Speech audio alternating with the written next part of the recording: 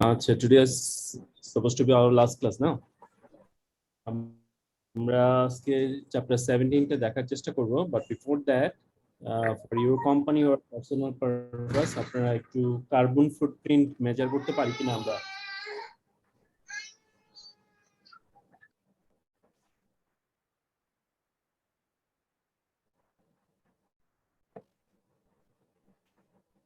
Carbon footprint measurement. হ্যাঁ, carbon footprint measure করতে পারি।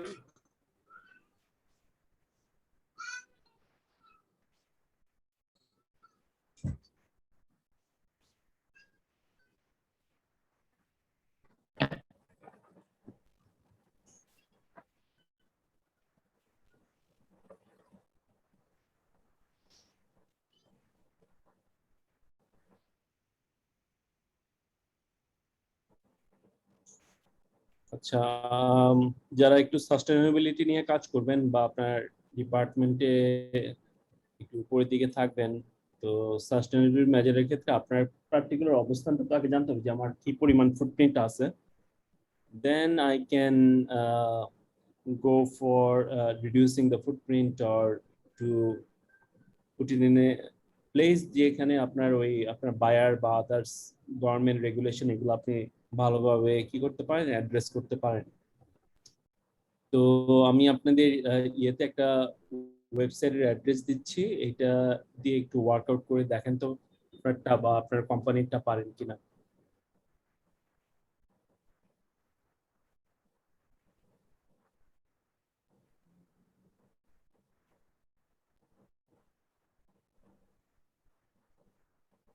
সবাই কি অ্যাড্রেসটা পেয়েছেন? চ্যাট বক্সে দিয়েছে, একটু দেখেন।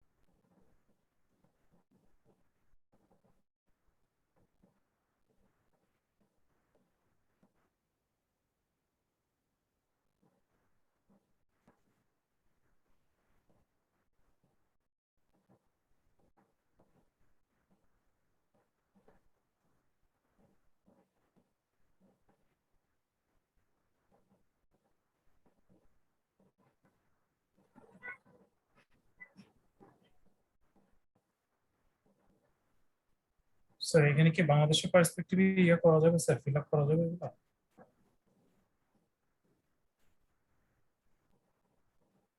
জি স্যার এখানে zip code state city country আছে, যেটাতে শুরু যে ইনফরমেশন গুলো, এখানে কান্ট্রি কান্ট্রি লোকেশন তো স্যার শুধু ইউএসএ ছাড়া আর কিছু নিচ্ছে না, ইউনাইটেড স্টেট ছাড়া।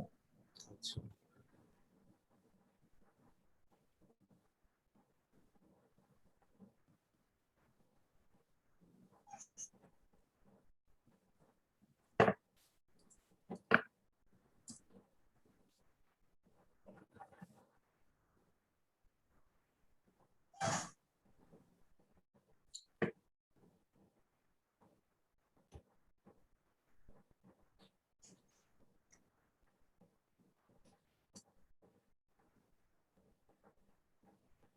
তাহলে এইটা ট্রাই কর পরেরটা।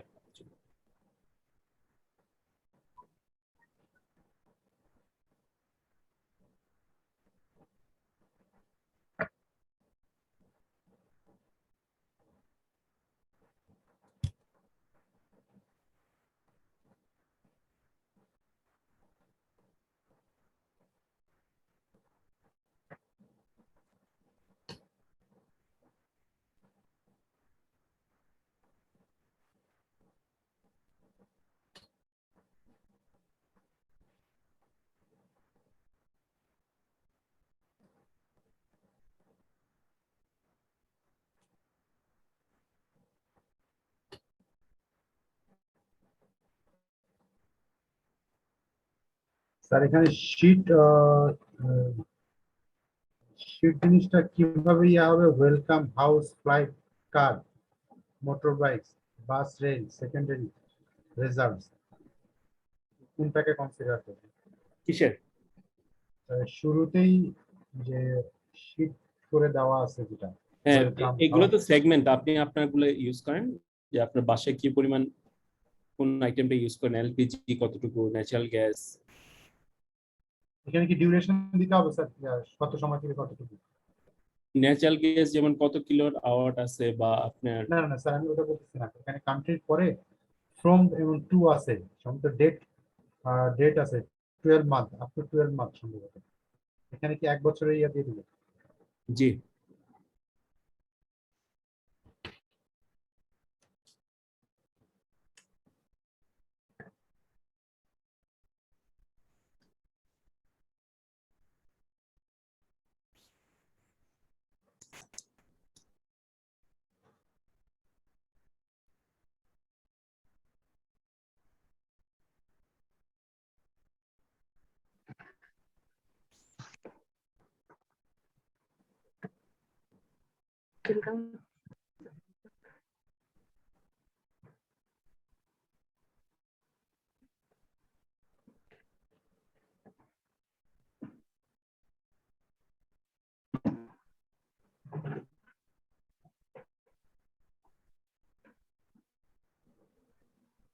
What's up, guys? Welcome back to my channel, Technology.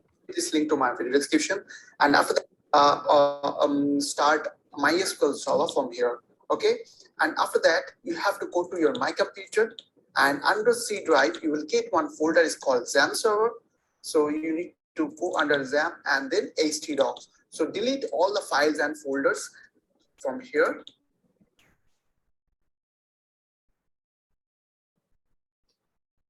So if it is not working, then click on stop here from here. And after that, delete all the files and folders from here. So Technology, website name, title, then under head folder, it will be happy. Okay. And then body, here I need to put body, PG equals to color, PG color equals font, and then center b dot html. After that, click on save. Now, as you can see, one index file is created on there. So delete this file. .txt file is deleted. So as you can see, here is my new website. So if I will click on start, and then click on go to my browser and type here localhost, as you can see, this site is opening properly on my. So if I will type my IP, as you can see, IP config, here is my IP. Sorry, here is my IP is 192.168.1.254, 192.168.1.254. So as you can see, the site is opening. But if someone want to access this website from other location, that will be not work through this IP. Okay, for that you need a public IP, right? So if you will type on Google my IP, you will get one IP. But our ISP not give us a static IP. So that's the reason. Every time whenever we will restart our router or something, log out and log in our network, then it will be automatically changed because it is dynamic IP. So and here you need to put your host name like Technology. I will put register here first. So network, then it will be automatically changed because it is dynamic IP. So for that you need to go to this website. It's called noip.com. So you have to register here first. So I will type here my email ID. So now put your password, and here you need to put your host name like Technology. I will put. Maybe it will not taking because someone create not taken. So I will put here Technology 123. After that, create my free account. Click over there. So after that, refresh your gmail.com. And now, as you can see, I'm getting one confirmation email.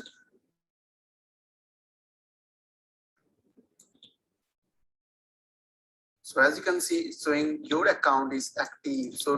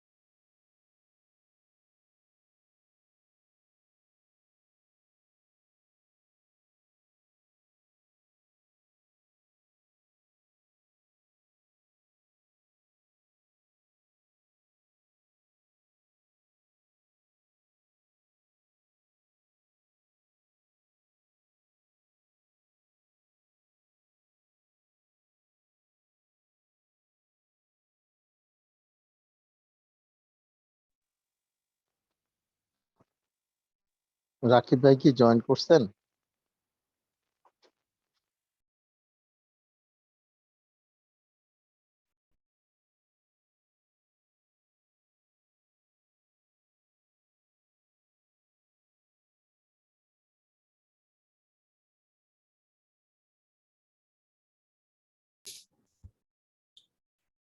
ওকে, কার কতটুকু হলো?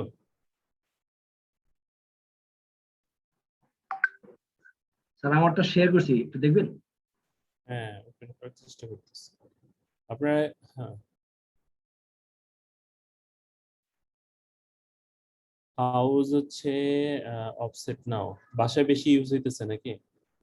আমার তো sir ভাষায় বেশি আর কি।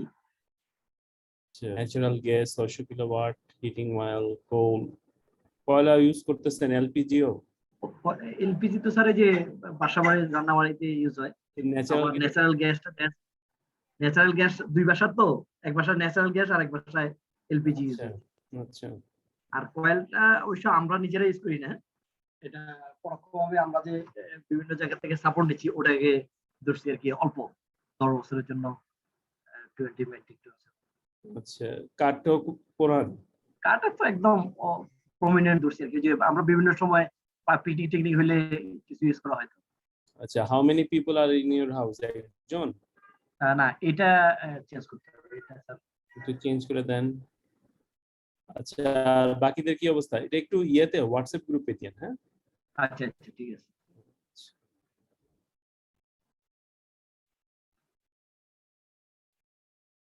বাকিদের কি অবস্থা?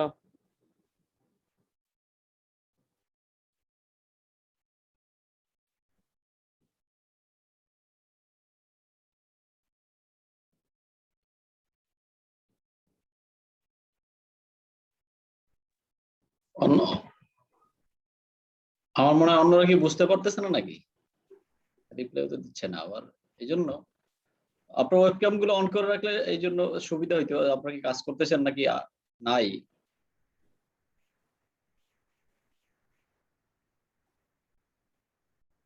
রেসপন্স করেন, স্যার তো জিজ্ঞাসা করতেছে আপনারা করতেছেন কিনা।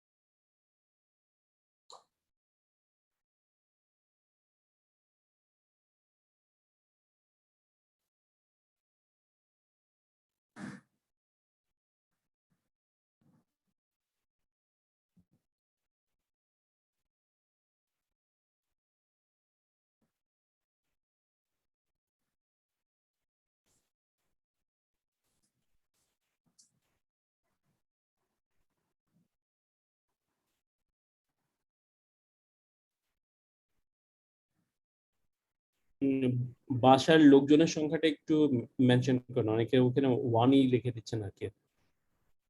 ওটা উপরের দিকে আছে ছোট আকারে, তো হয়তো দেখা মানে খেয়াল করতেছেন না। আচ্ছা আচ্ছা।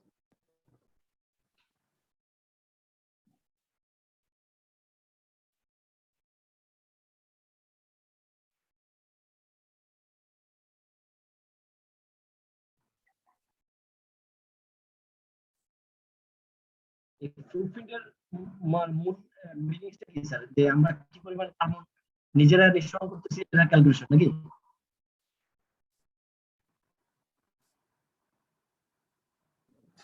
আবার একটু বলেন। মানে আমরা কি পরিমাণ কার্বন ডাই অক্সাইড নিজেরা কনসিউম করতেছেন? জি, এটা আচ্ছা, আপনার জন্য হতে পারে, বা আচ্ছা, যখন ওই যে বাইরেরা আসে তখন আপনারা এগুলো মেনশন করতে পারেন।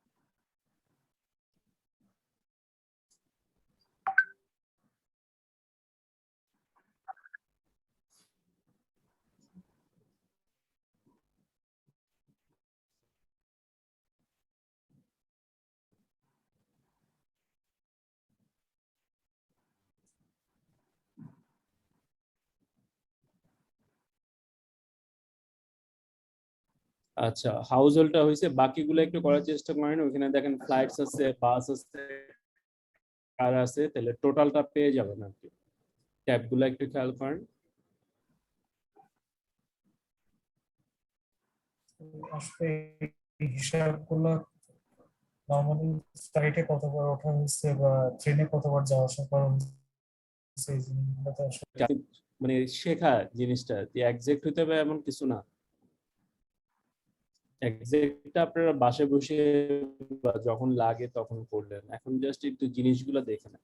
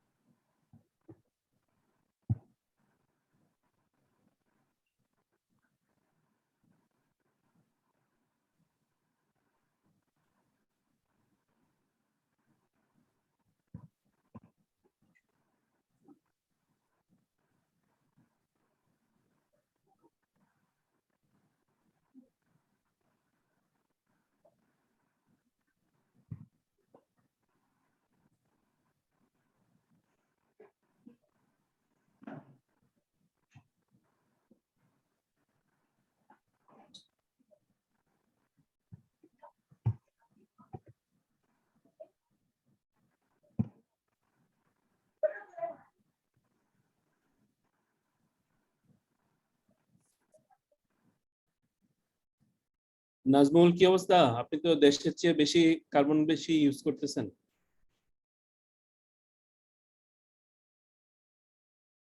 বাকিদের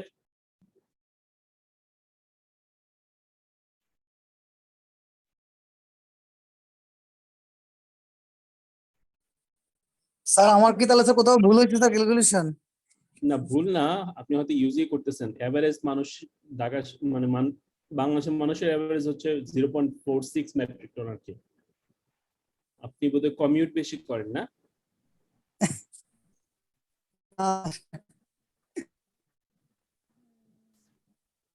এরপর কে?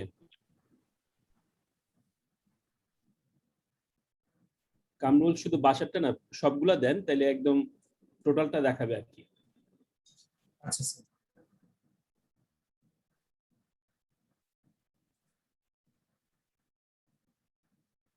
ন্যাচারাল গ্যাস আর কিলোওয়াট কিভাবে বুঝবো?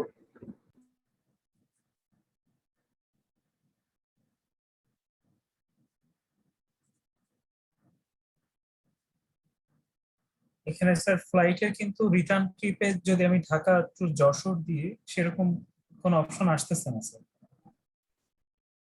ফ্লাইটের ক্ষেত্রে।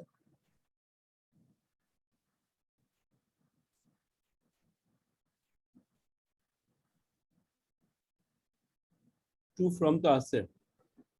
স্যার আছে, কিন্তু ঢাকা অপশনটা আসতেছে না। ডিএসএ কে ঢাকা লিখলে অপশনটা আসে না। ও আচ্ছা, উপরে না, চতুর্থ আছে।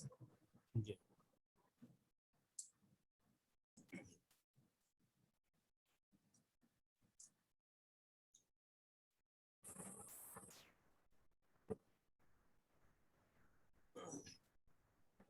যদি ওই ন্যাচারাল গ্যাসের কিলোওয়াট আওয়ারটা আমরা না বুঝি, তো আপনি ওই ইউএসডি তে কতটুকু টাকায় ব্যয় করেন ইয়ারলি এটা বসাই দিতে পারেন।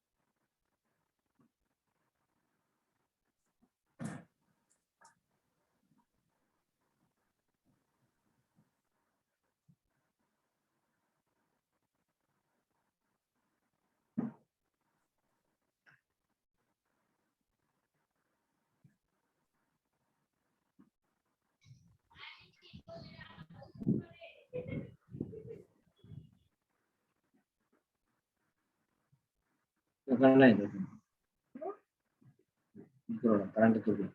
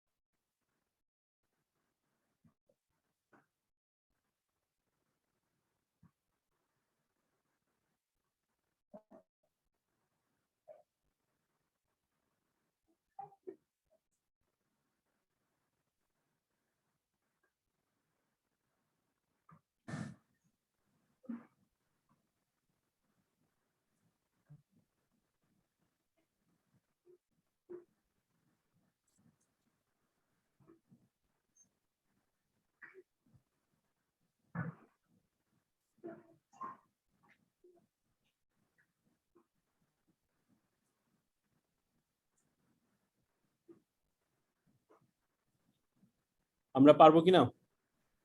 আপনার কোম্পানির যদি বলা হয় যে আমাদের একটু কার্বন ফুটপ্রিন্টটা মেজার করে দেন, পারবেন?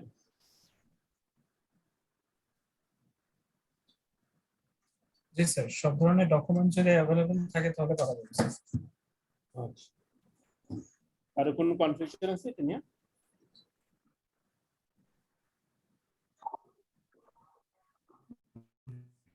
আমি জি স্যার, মনে হয় একটু একটু দেরি করে ফেললাম জয়েন করতে।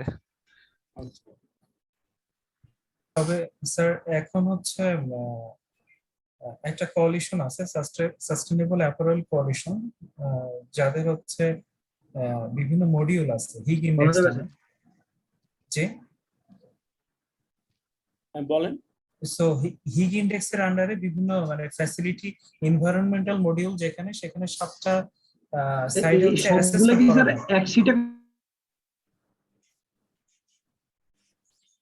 সেখানে environmental, West water, electricity consumption, water West সবকিছু নিয়ে আলাদা আলাদা মডিউল আছে এবং একটা যে কোনো একটা কোম্পানি বা একটা ফ্যাক্টরি এইগুলো অ্যাসেসমেন্ট করে একটা ইয়ে থাকে, ইমপ্রুভমেন্ট একটা প্ল্যান থাকে যে এবছর কত পার্সেন্ট তারা ইউজ করছে, নেক্সট ইয়ারে ওইটা মানে ওইটার ফুটপ্রিন্টটা কমানোর জন্য তাদের কি স্টেপ নিচ্ছে বা কি কাজ করতেছে এগুলো সাবমিট করতে হবে। নামটা কি যেন? Sax, SSC, sustainable apparel coalition. এটা নতুন আর কি ইনক্লুড করা হয়েছে, ইউএসএ বেসড। এটা বেসিক্যালি ওয়ালমার্ট আর কয়েকটা কোম্পানি মিলে করছে স্যার, এবং সবাই এটা আর কি অ্যাডপ্ট করতেছে সারা ওয়ার্ল্ডে। হিগ ইন্ডেক্স নামে একটা ইন্ডেক্স আছে, তাদের বিভিন্ন মডিউল আছে, যেমন ফ্যাসিলিটি এনভায়রনমেন্টাল মডিউল যেটা এফইএম, এফএসএলএম আছে, সোশ্যাল লেবার মডিউল, এরকম বিভিন্ন মডিউলে অ্যাসেসমেন্ট হয়। এই মডিউলগুলো কিনতে হয় প্রত্যেকটা কোম্পানি। তাই? জি স্যার। এবং এটা থার্ড পার্টিতে ভেরিফিকেশন হয়, প্রথমে কোম্পানি অ্যাসেসমেন্ট করে, তারপরে থার্ড পার্টি অ্যাসেসমেন্ট হয়, তারপরে যে প্রত্যেক বছর মানে এটা 1 বছর ভ্যালিডিটি থাকে, 1 বছর পরে আবার পরের বছর হচ্ছে নতুন করে রিনিউ করা হয়।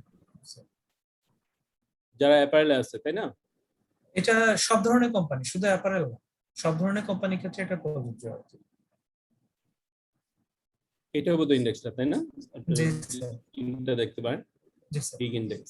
হিগ ইন্ডেক্সটা হচ্ছে মেনি আর কি। আচ্ছা,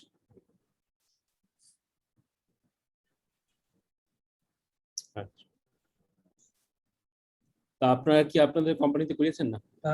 স্যার বেসিক্যালি আমি যে কোম্পানিতে আছি, যে যে ফ্যাক্টরিতে আমাদের কাজ হয় সব ফ্যাক্টরি গুলোতে এই মডিউল গুলো আস্তে আস্তে ইমপ্লিমেন্ট করা হচ্ছে আর কি। আচ্ছা, তো ফ্যাক্টরি গুলা আমাদের ভেন্ডর যারা থাকে ওরা এটা প্রত্যেক বছর এই মডিউল গুলো পারচেস করার পরে অ্যাসেসমেন্ট হয়, তারপরে থার্ড পার্টি অ্যাসেসমেন্ট হয়, তারপরে একটা ইয়ে আসে, রেজাল্ট আসে, ওই রেজাল্ট থেকে পরের বছর আবার ইমপ্রুভ করতে হয়, কত পার্সেন্ট ইমপ্রুভ হলো এটা একটা ইয়ে দেওয়া থাকে স্যার।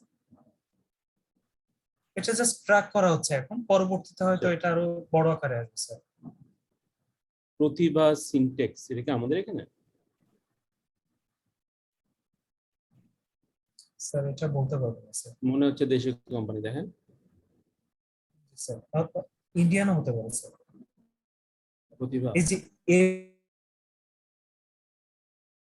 এফিএম যেটা ফ্যাসিলিটি এনভায়রনমেন্টাল মডিউল বলে, এটা নিয়ে এখন বেশি কাজ হচ্ছে। আচ্ছা, এই যে এগুলো কথা বললেন আপনি। জি স্যার, এই 7টা মডিউল আছে। তো এরা বাইরে কারা আছে, থার্ড পার্টি? থার্ড পার্টি বাংলাদেশেই বিশেষ করে ছবি বাংলাদেশে দেখেন। জি স্যার, বাংলাদেশের থার্ড পার্টি বাংলাদেশেও বাইরের যে কোম্পানিগুলো আছে থার্ড পার্টি অ্যাসেসমেন্ট করে অথরাইজড, তাদেরও ইয়ে আছে ওদের সাথে, আচ্ছা, ওরাই বেসিক্যালি করে বাংলাদেশ।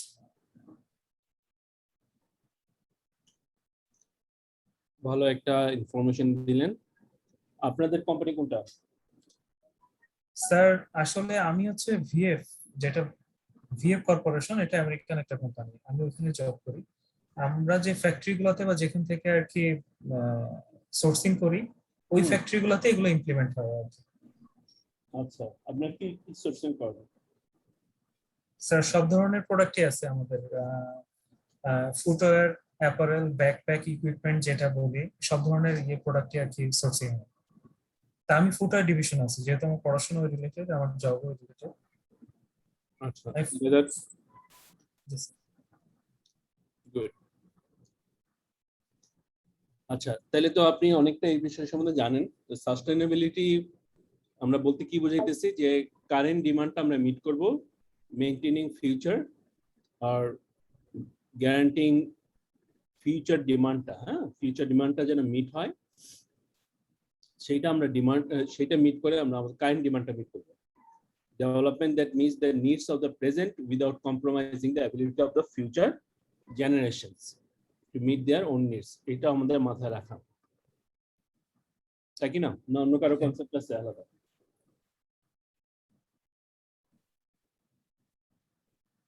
আর আমরা তো মাশাআল্লাহ আলহামদুলিল্লাহ সাস্টেইনেবিলিটি অনেক আগে আছি, তাই না?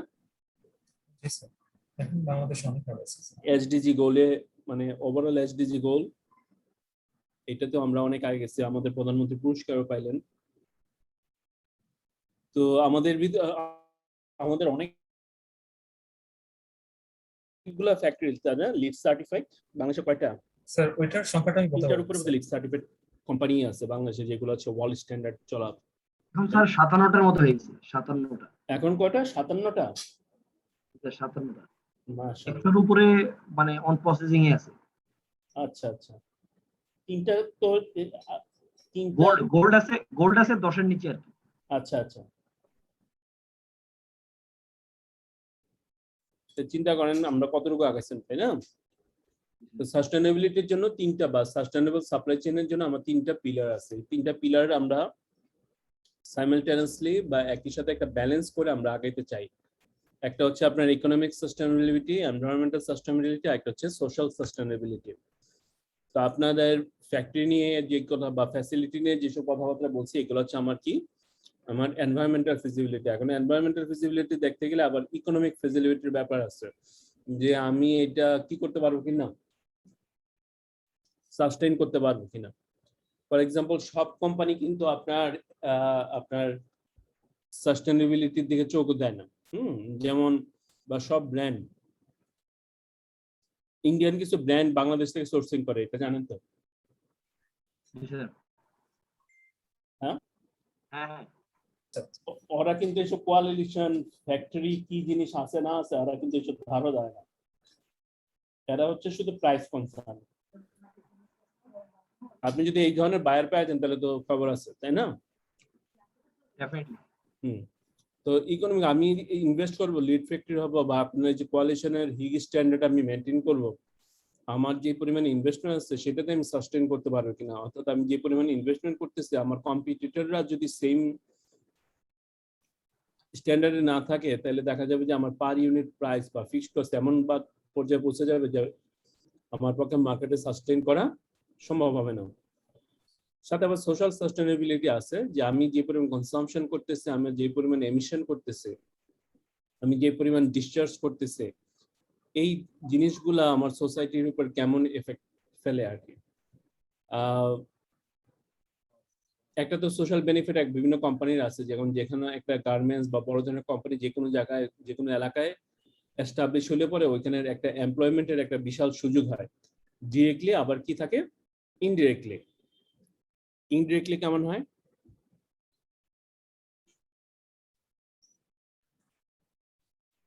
আইডিয়া পাচ্ছেন? স্যার ওইটার সারাউন্ডিংস এ যত ধরেন রেস্টুরেন্ট আদার থিংস গড়ে ওঠে বা আবাসন গড়ে ওঠে সবই তো ইনডাইরেক্টলি এর মধ্যে পড়ে স্যার। আবার সাপ্লায়ার গড়ে ওঠে ওই Right. রিলেটেড অনেক কম সাপ্লায়ার যারা থাকে আর কি, এগুলো তো ইনডাইরেক্টলি ভিতরে পড়ে নাকি স্যার? আপনি যদি ইউএসএ তে যান বা বিভিন্ন ইউএসএ আমি দেখছি এরকম বেশি আর কি, যে কোনো একটা কোম্পানি বা কোনো একটা ধরেন প্ল্যান্ট এগুলা ঘিরে আপনার প্রচুর আপনার ইকোনমিক অ্যাক্টিভিটি আপনার হয়। আবার ওই প্ল্যান্টের চলে যায় বা আপনার ডিমান্ড কমে যায়, প্ল্যান্ট বন্ধ হয়ে যায়, ওই শহরও আপনার ডিজলভ হয়ে যায়, এরকম একটা অবস্থা আর কি।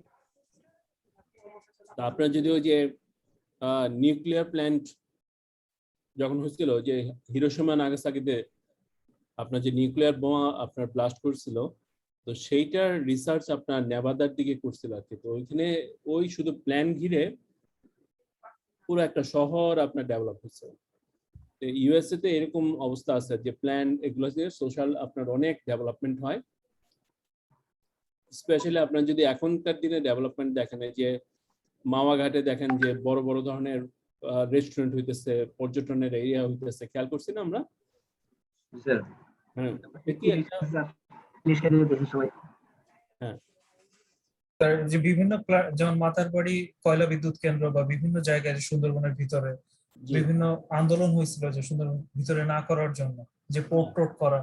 তো এটার মেন কারণই তো ছিল স্যার ওই ইন্ডাস্ট্রি গড়ে উঠলে সারাউন্ডিংস এ যে পরিমাণ মানুষজন যাবে পুরো বনাঞ্চল মানে নষ্ট হয়ে যাবে। তো সিমিলার একটা ইয়ে আর কি রিলেটেড, এই জন্য আর কি বললাম স্যার। সুন্দর। তো এই সমস্যাগুলো আছে, তাই না? তো এইগুলা এই তিনটাকে আমরা অ্যাড্রেস করে তারপরে আমরা সাস্টেইনেবিলিটির দিকে চোখ দিব আর কি। এই জন্য ইউএন জাতীয় সংঘের যে সাস্টেইনেবিলিটি গোল দেখেন, এখানে দেখবেন যে 7টা 8টা মেজারমেন্টের কথা বলা প্লাস স্পেসিফিক্যালি। এটা করলে সুবিধা কি, করলে হচ্ছে দেখেন reducing risk and improving the financial performance অনেক ক্ষেত্রে। বাট অনেক প্ল্যান্টও দেখা গেছে সাস্টেইনেবিলিটি আপনার আনতে যে বন্ধ হয়ে গেছে, এরকম আছে, রিস্কও আছে। রিসেন্ট একটা রিস্কের কথা বলতে পারেন?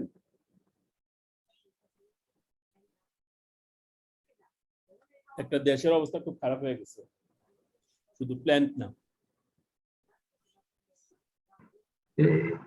কোভিড পরবর্তীতে না কোভিড এর আগে? এই সময়টা ধরেই, মানে এই গত 3 বছর ধরেই এরা সাস্টেইনেবিলিটির দিকে দেখতে যে আপনার দেশের অবস্থা খারাপ, এখন দেশের অবস্থা।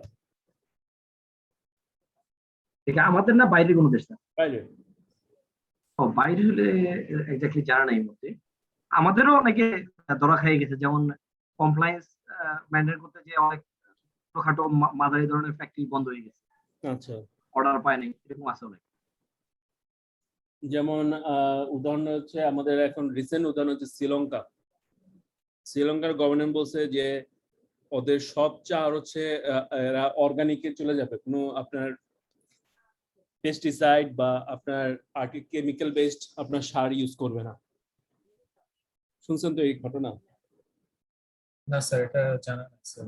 তো এখন আপনি যদি পেস্টিসাইড বা কেমিক্যাল সার ইউজ না করেন, সেই ক্ষেত্রে হচ্ছে আপনার প্রোডাকশনে হিউজ পরিমাণ আপনার কোয়ান্টিটি আপনার কমে যায়।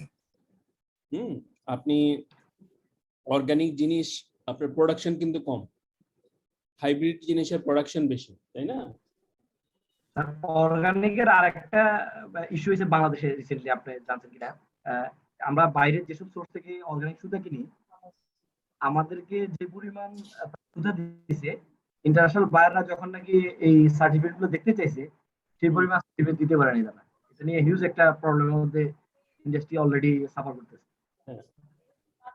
তো শ্রীলঙ্কা পড়ে গেছে একটা দুষ্ট চক্রের মধ্যে। ওদের হচ্ছে অর্গানিকের জন্য ওরা ইয়ে করছে, তাহলে প্রোডাকশন কমে যেতেছে। প্রোডাকশন কম হওয়ার কারণে আপনার বৈদেশিক মধ্যে ওরা তো ম্যাক্সিমাম হচ্ছে চা এক্সপোর্ট করে, ওই এক্সপোর্টটা আপনার কমে যেতেছে। তো কমে গেলে কি হবে, বিদেশ থেকে আপনার ফরেন এক্সচেঞ্জ আসতেছে না। ফরেন এক্সচেঞ্জ না হইলে আপনার আবার ওই জৈব সার বা যেই সারগুলো সেটা ইম্পোর্ট করবে সেটাও তারা পারতেছে না। তো মোটামুটি একটা ভালো গ্যাঞ্জামের মধ্যে পড়ছে আর কি। তো এইখানে আবার বাংলাদেশ আপনি দেখছেন যে ডলারে তারা ইয়ে দিল, বাংলাদেশ একটা ঋণ দিছে। তো যাই হোক এরকম সমস্যা আছে আর কি। হ্যাঁ, তো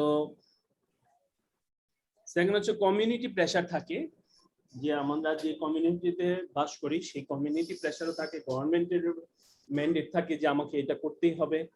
আর আমাদের ক্ষেত্রে হচ্ছে বাইরের কমিউনিটি বা বাইরের প্রেসার আছে গার্মেন্টস সেক্টরে বা অন্যান্য ফ্যাক্টরিতে হয়তো আস্তে আস্তে এটা এনফোর্স হবে। তারপরে হচ্ছে আরেকটা জিনিস হচ্ছে আপনার যে কাস্টমার আছে, কাস্টমাররা হচ্ছে সাস্টেইনেবিলিটি ভ্যালু করে, মানে তারা সাস্টেইনেবল প্রোডাক্ট কিনতে ইচ্ছুক। বাট দেখা গেছে যে স্টাডি দেখা গেছে ম্যাক্সিমাম কোম্পানির ক্ষেত্রে বলে ইন্ডাস্ট্রির ক্ষেত্রে কাস্টমাররা সাধারণত 5% to 10% এরা বেশি দিতে, প্রোডাক্টের দাম বেশি দিতে খুশি সাস্টেইনেবল প্রোডাক্টের জন্য, বাট এর বেশি তারা দিতে চায় না। হোয়াট ইজ আপনি সাস্টেইনেবিলিটি ইমপ্রুভমেন্ট করতে গেলে আপনি 10% না, আরো প্রায় প্রোডাক্টের দাম অনেক বেড়ে যায়, প্রোডাকশন কস্ট প্রায় 20 to 25% বেড়ে যায় আর কি। হ্যাঁ, শ্রীলঙ্কার ক্ষেত্রে চায়ের বাগান হয়ে গেছে 3 গুণ হয়ে গেছে দাম। তো যার কারণে এই সমস্যাগুলো আছে আর কি। এরপর হচ্ছে এইগুলো আমরা করি কেমন, রিডিউস রিস্ক, এটা ফাইন্যান্সিয়াল রিস্ক হতে পারে, মার্কেট রিস্ক হতে পারে। হ্যাঁ, তো যার কারণে আমাদের ওই আপফ্রন্ট যে ইনভেস্টমেন্টটা লাগে এই ইনভেস্টমেন্টের দিকে আমাদের সবচেয়ে বেশি আপনার কি হয় স্ট্রেসটা দিতে হইতেছে। এই ইনভেস্টমেন্টের কারণে দেখা যায় যে অনেক কোম্পানি এইটাতে যাইতে সাহস পায় না, বা এই ইনভেস্টমেন্ট করলে যে আমি যে পরিমাণ রিটার্ন পাবো, যতদিন আমি এই রিটার্নটা আমার উঠে আসবে, দ্যাট বিকামস ভেরি মানে আনরিলায়েবল বা আপনার লেস ফিজিবল, মানে আপনার কি বলবো স্ট্যান্ডার্ড বা আপনি যেটা মেনটেন বলতে পারেন আর কি। তো ভেরিয়াস টু এখন ভেরিয়াগুলো কি ইনসাফিসিয়েন্ট, যেটা বললাম ইনসাফিসিয়েন্ট রিটার্ন অন ইনভেস্টমেন্ট, যেটা যে আমরা পেব্যাক পিরিয়ডের কথা বলেন বা এনপিভির কথা আমরা যেগুলো ক্যালকুলেশন করে দেখাইছি, এগুলোর ক্ষেত্রে দেখা যায় যে ম্যাক্সিমামই আপনার এই রিটার্নটা উঠে আসতে খুব সমস্যা। আপনি যদি এই সোলার পাওয়ার প্ল্যান্টের কথা চিন্তা করেন, সোলার পাওয়ার প্ল্যান্টে 20 বছর 25 বছর এটা মেয়াদ ধরা হয়, ওই মেয়াদে যে পরিমাণ ইনভেস্টমেন্ট হয়, তো ওই ইনভেস্টমেন্টে দেখা যায় যে পার ইউনিট ইলেকট্রিসিটি যে ইয়ে আসে কস্টিং আছে, সেটার থেকে আমার বর্তমানে অয়েল বেসড গ্যাস বেসড পাওয়ার প্ল্যান্টের আপনার ইয়ে কম, পার ইউনিট প্রোডাকশন কম। তারপরে যেটা বলছিলাম কাস্টমাররা প্রিমিয়াম প্রাইস দিতে চায় না। এরপরে আরেকটা সমস্যা হচ্ছে আপনার প্রোডাক্ট লাইফ সাইকেলের, টোটাল প্রোডাক্ট লাইফ সাইকেলে আপনি এইটা হয়তো মেনটেন করা যায় না। ফর এক্সাম্পল আপনি হয়তো ইয়েটা মেনটেন করতেছেন,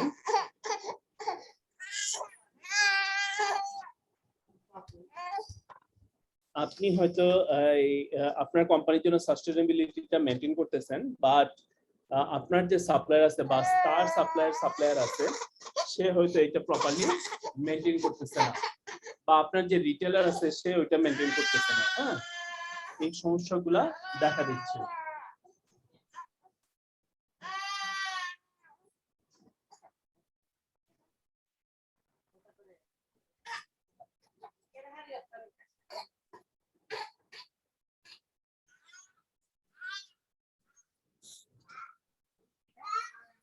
তো এইটার একটা, এটা গেল আমাদের এই যে আপফ্রন্ট কস্ট, তারপর হচ্ছে কাস্টমাররা প্রিমিয়াম দিতে যাচ্ছে না, এবং যেটা বললাম যে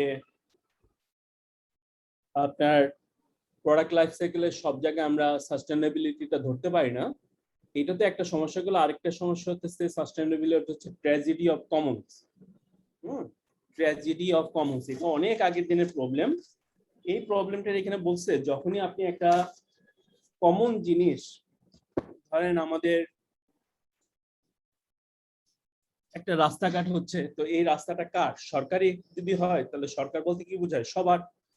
যখন একটা জিনিস সবার হয়ে যায় তখন এটার রেসপন্সিবিলিটি কিন্তু কারোর উপর থাকে না। তো সবাই কি চায় যে ওইটা থেকে সবচেয়ে বেশি বেনিফিটটা যেমন নেওয়া যায়। যেমন আপনাদের এলাকায় ধরেন একটা পার্ক আছে বা একটা ধরেন গেজিং ফিল্ড আছে, সরকারি ফিল্ড, ওইখানে আপনি গরু চড়াইতেছেন, গরু চড়াই ধরেন ঘাস খেতেছে। এখন কে বেনিফিট ওই ফিল্ডটা থেকে, যার বেশি গরু আছে না কম গরু আছে এই ফ্রি ফিল্ড থেকে?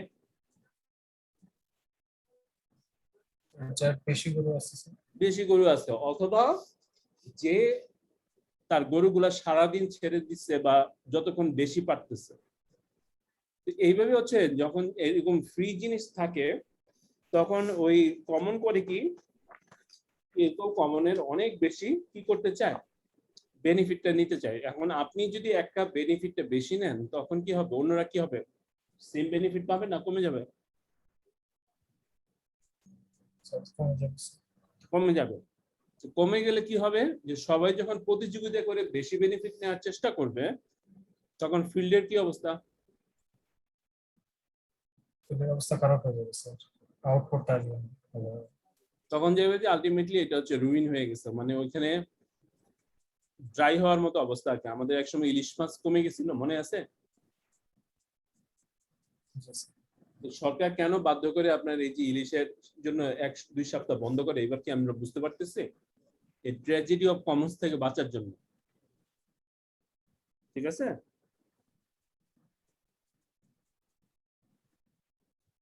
তো এরকম সোসাইটির যে আমাদের অক্সিজেন আছে, প্লেগ্রাউন্ড আছে, ওয়াটার আছে, এই সব কিছুর উপরে আপনি কি করেন, ট্র্যাজেডি অফ কমন্সের একটা কি আছে, ইফেক্ট আছে। তো এই ইফেক্টটা আপনি কমানোর জন্য কি করতে পারেন, কমানোর জন্য একটা রাস্তা আছে হচ্ছে মিউচুয়াল কোয়ারশন করা যেতে পারে, যে ভাই আমরা সবাই মিলে একটা পার্টিকুলার স্ট্যান্ডার্ড ইউজ করবো, যে সবাই 2 ঘন্টা করে ইউজ করবো, এর বেশি না। হ্যাঁ, এটা একটা মিউচুয়াল কোয়ারশন, যেমন আমাদের গভর্নমেন্টটা করছে যে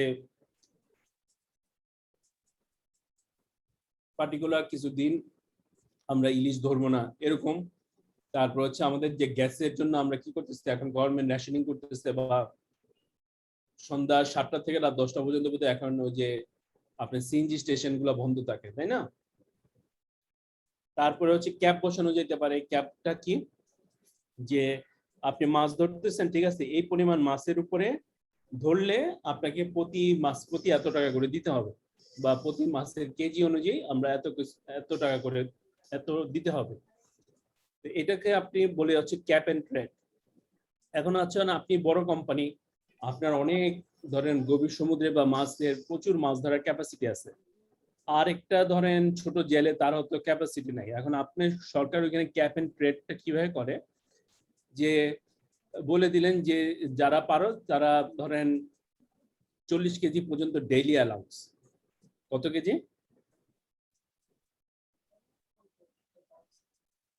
40 কেজি 40 পর্যন্ত কেজি বা এক মণ হচ্ছে একজন মাঝের ডেইলি অ্যালাউন্স হচ্ছে মাছ ধরা। তো সেই ক্ষেত্রে সব ছোট মাঝি তো আর এত মাছ ধরতে পারবে না, তো সেই কি করে, ধরেন 20 কেজি মাছ ধরলো, তাইলে তার অ্যালাউন্স থেকে আছে কত, 20 কেজি রয়ে গেল না?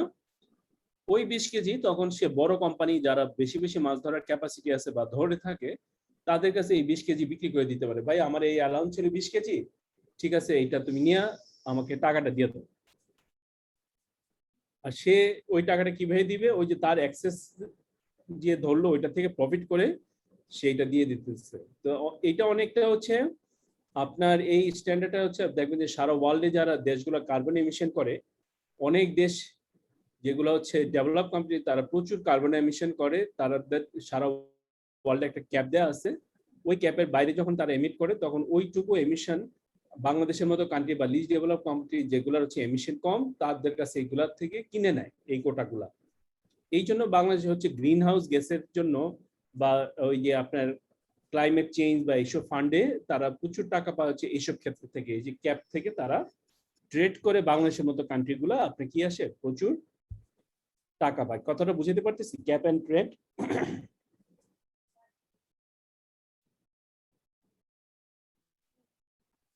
মানে আমি আমার কার্বনের যে ক্যাপাসিটি আছে এটা আরেকজনের কাছে বিক্রি করে দিয়ে তার কাছে টাকা পাচ্ছি, এইটা বিষয়টা স্যার? জি, এইটা একটা ওয়ে হইতে পারে ক্যাপ এন্ড ট্রেড, খুব খুব নাম করা এটা।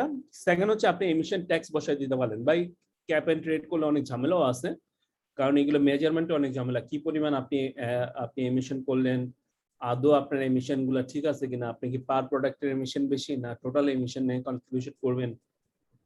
তো এইখানে অনেক ধরনের কন্ট্রোভার্সি আছে, তো যার কারণে অনেকে বলে যে এমিশন ট্যাক্স বসায় দেন, যে আপনার মেশিনগুলো কি পরিমাণ কার্বন এমিট করতেছে সেটার উপর আপনি কি বসায় দিলেন, ডাইরেক্ট ট্যাক্স বসায় দিলেন। তাহলে প্রগ্রেসিভ যারা থাকবে তারা বেশি ট্যাক্স দিবে, যারা কম ইউজ করবে তারা কম ট্যাক্স দিবে। এইটাও একটা ওয়ে হইতে পারে আর কি। ক্লিয়ার?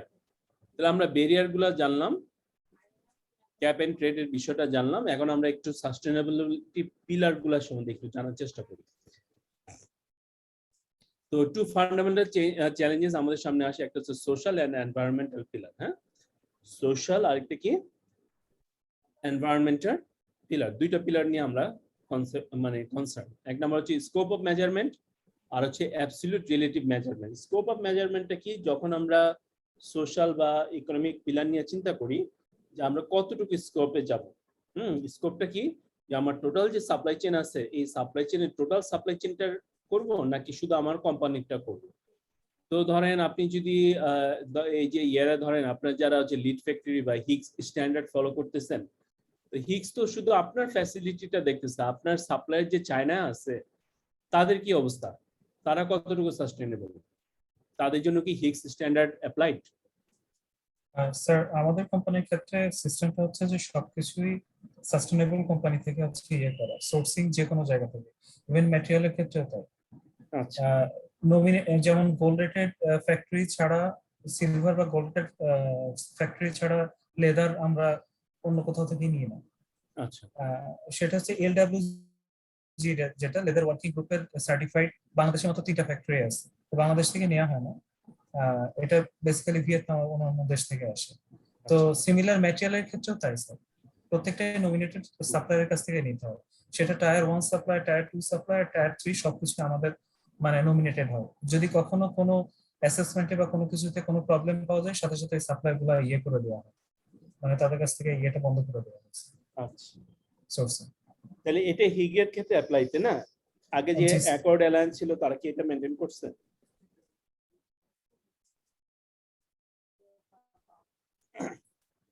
অ্যাকর্ড অ্যালায়েন্স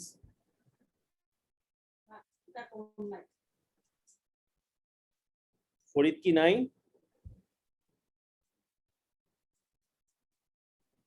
ফরিদ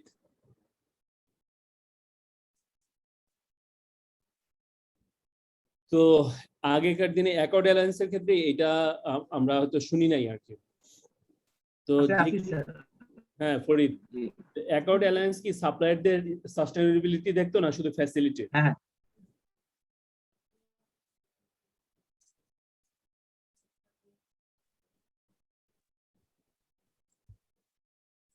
তো আপনার দেখতে হবে যে টোটাল সাপ্লাই চেইন। হ্যাঁ, তো স্কোপটা দেখতে হবে যে কত, স্কোপটা হচ্ছে কি আপনি কতটুকু পর্যন্ত মেজার করেন। এই যে বলো ফার্স্ট সাপ্লায়ার, সেকেন্ড টায়ারের সাপ্লায়ার, থার্ড টায়ারের সাপ্লায়ার যারা আছেন তারা সবাই এটা মেনটেন করতেছেন কিনা।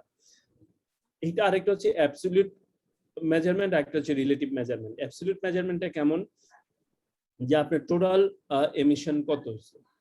এখন টোটাল এমিশন যখন আমরা মাপার চেষ্টা করি তখন একটা প্রবলেম হলো যে আপনার প্রোডাকশন কি হয়েছে, ওইটা যদি আপনি রিলেটিভলি না দেখেন তাহলে আপনার এমিশনের স্ট্যান্ডার্ডটা বোঝা যায় না।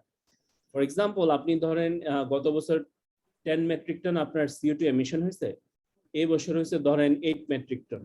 ওয়াইজ আপনি গত বছর হয়তো আপনার 10,000 ইউনিট প্রোডাকশন হয়েছে, আর এই বছর আপনার প্রোডাকশন হচ্ছে 4,000 ইউনিটস। এখন 4,000 হচ্ছে 8 মেট্রিক টন আর 10,000 হচ্ছে 10 মেট্রিক টন। তাহলে আপনার কি আপনার পার ইউনিটে গেলে আপনার কি এমিশন স্ট্যান্ডার্ড বাড়লো না কমলো? স্যার বেড়ে যায় এমিশন পার ইউনিটে হিসাব করে দেখতে হবে স্যার, বেড়ে যাওয়ার কথা তো স্যার। বাড়ছে না, প্রোডাকশন কমছে কিন্তু আপনি দেখেন এমিশন সে হারে কমে নাই। তার মানে কি আপনার গত বছরের তুলনায় আপনার সাস্টেইনেবিলিটি মেজার বা CO2 এমিশন বাড়ছে না কমছে? বেড়ে গেছে। বেড়ে গেছে স্যার। রিলেটিভ আমরা যদি টোটাল নেই, টোটাল তো বোঝা যায় যে তার কমে গেছে, কিন্তু যখন রিলেটিভ মেজারে আসি তখন দেখা যায় এটা কি হয়ে গেছে, অনেক বেড়ে গেছে।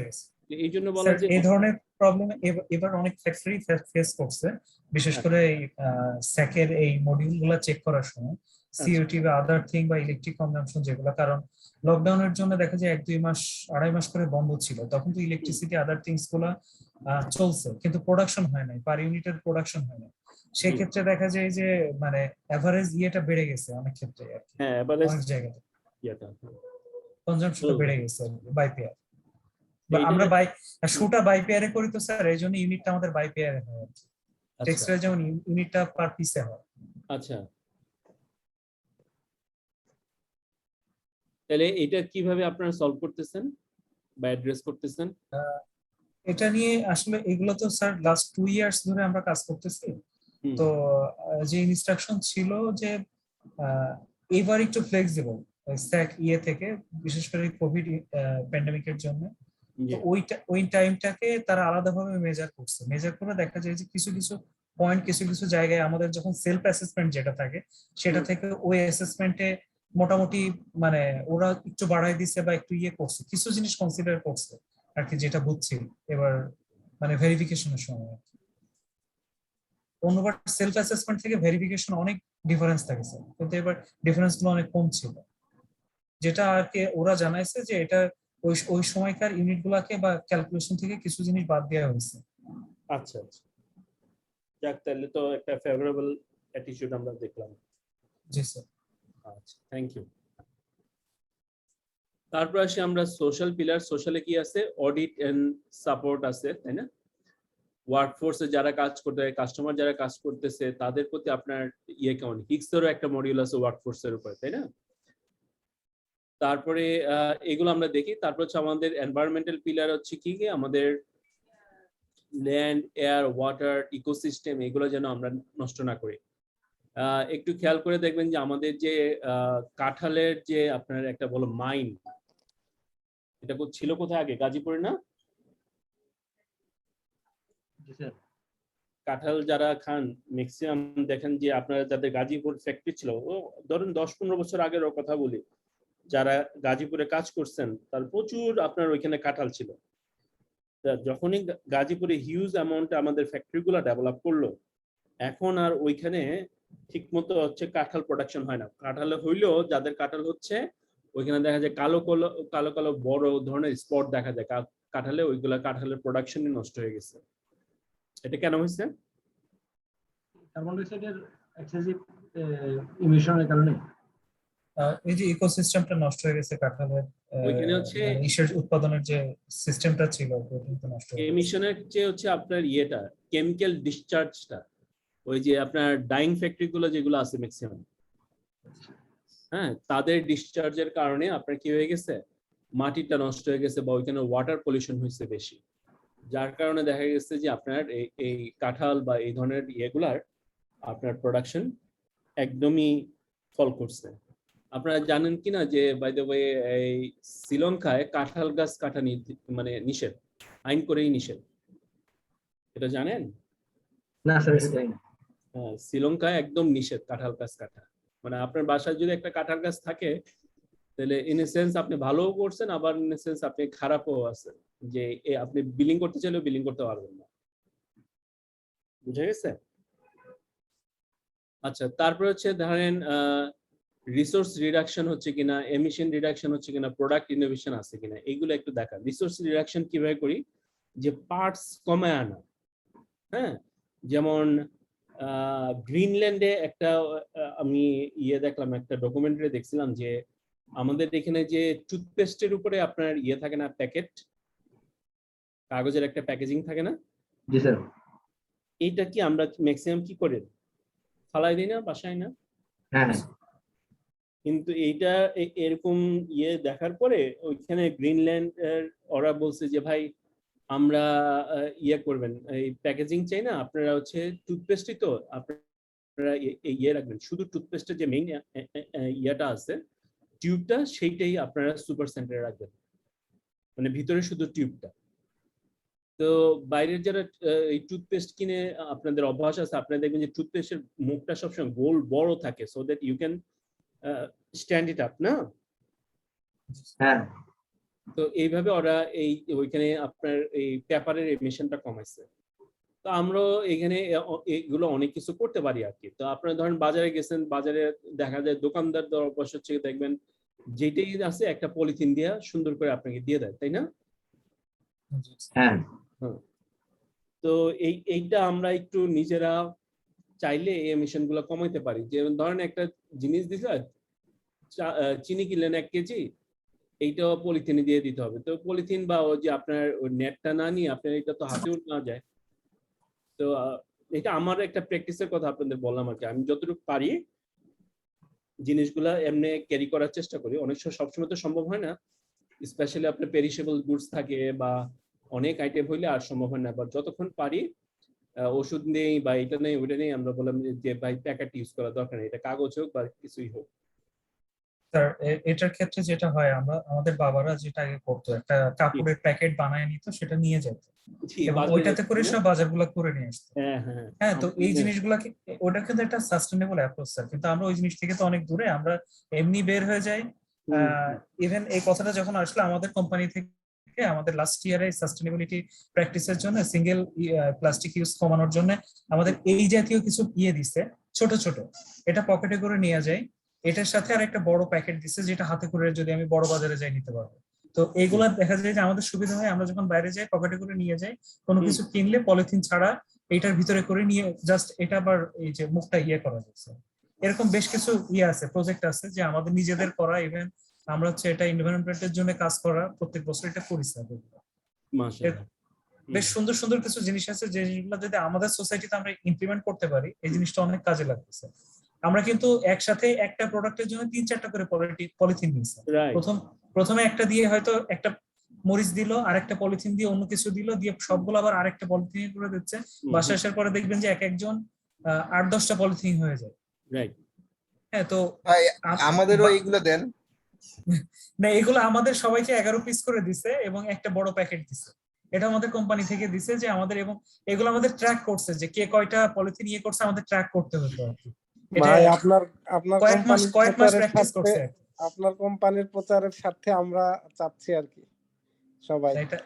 না, এটা আমরা একটা কাজ করতে পারি, আমরা হয়তো এই ধরনের একটা ক্যাম্পেইন করতে পারি যদি আপনারা সবাই চায় আর কি।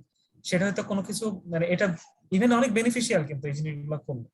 আচ্ছা, আর বাইরে যারা যাবেন, বাইরে একটু থাকার, ওই যে স্পেশালি H&M করে, ওই যে আপনার চায়না বা বিভিন্ন দেশে আপনাদের ঘুরায় আনে, তাই না? জি স্যার। নেয় তো কিছুদিন। হ্যাঁ, তো আমি চায়না থাকতে দেখতাম H&M এ প্রচুর ছেলে বাংলাদেশ থেকে যাইতো আর কি ট্রেনিং, বা চায়নার যে আর হংকং এর যে ম্যানেজার, ও বাংলাদেশে ছিল। তো যাই হোক, তখন চায়না বা ইউএসএ যখন ছিলাম, তখন ব্যাগ সবসময় ব্যাগের ভিতরে একটা ছোট বাজারের ব্যাগ থাকতোই। বুঝা গেছে কিনা? আমাদের তো ফিউচার স্যার এই জায়গাটায় অনেক ইমপ্রুভমেন্ট হবে। যেমন নেক্সট হয়তো 1-2 বছরের মধ্যে গভর্নমেন্ট থেকে একটা প্রজেক্ট নিচ্ছে, যেটা যে ডাক্তার কি নাম বলতে গেলাম, যে পাট থেকে যে পলিথিনের টেকনোলজিটা আবিষ্কার করছে, এটা ওয়াইডলি আমাদের ইন্ডাস্ট্রিতে ইউজ করার জন্য একটা রুলস আসতেছে। আমরা যে ট্রেডিশনাল পলিথিন ইউজ করি ওটা না করে ওই পলিথিনটা ইউজ করলে পাট থেকে উৎপন্ন যেটা, ওটা ওয়াটারের সাথে ডাইরেক্ট ডিজলভ হয়ে যাবে। না, ইভেন একটা সিম্পল জিনিস চিন্তা করেন, জাস্ট আমার মাথায় আসলো, আমরা যে শার্ট বা প্যান্ট গুলো একটা পলিথিনে ভরেই কিন্তু প্যাক করি। রাইট।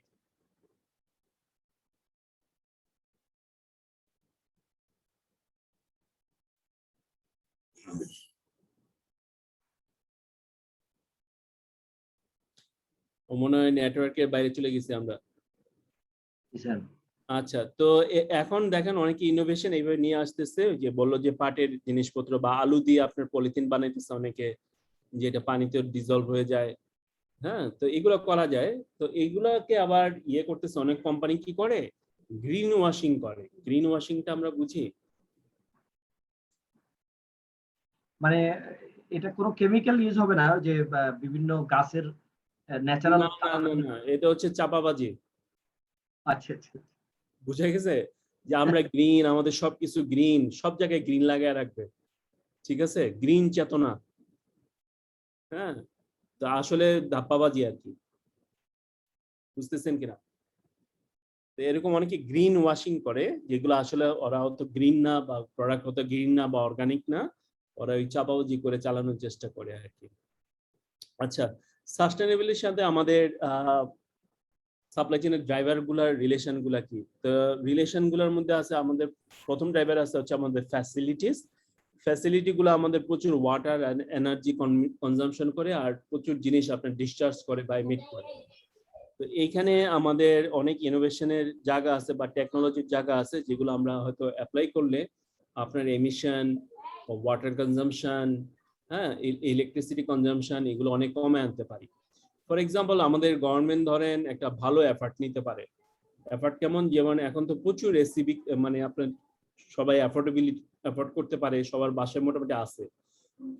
তো গভর্নমেন্ট যদি একটু সাবসিডি দিত বা ম্যান্ডেট করে দিত যে ডবল ইনভার্টার বা ইনভার্টার এসি আপনাদের ছাড়া কোনো এসি চলবে না দেশে, আমার মনে হয় যে এখানে প্রচুর আপনার ইলেকট্রিসিটি বাঁচা দিত আর কি।